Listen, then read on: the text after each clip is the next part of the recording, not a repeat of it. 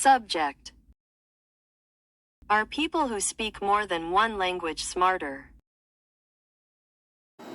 In the early 1950s, researchers found that people scored lower on intelligence tests if they spoke more than one language. Research in the 1960s found the opposite. So, which is it? Researchers presented their newest studies in February at a meeting of the American Association for the Advancement of Science. The latest evidence shows that being bilingual does not necessarily make people smarter. But researcher Ellen Biastock says it probably does make you better at certain skills. She says, imagine driving down the highway. There are many things that could capture your attention, and you really need to be able to monitor all of them. Why would bilingualism make you any better at that? And the answer, she says, is that bilingual people are often better at controlling their attention, a function called the executive control system.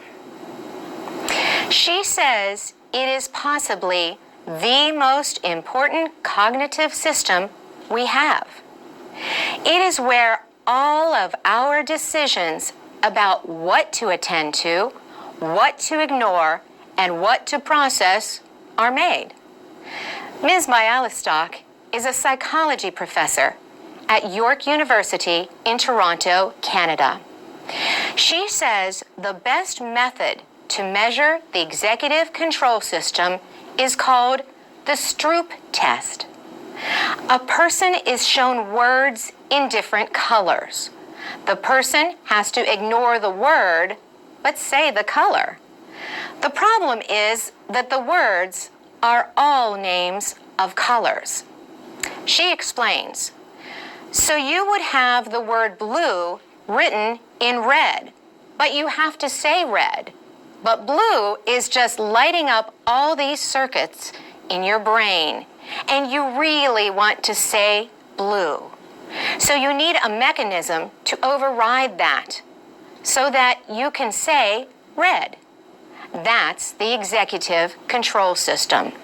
Her work shows that bilingual people continually practice this function.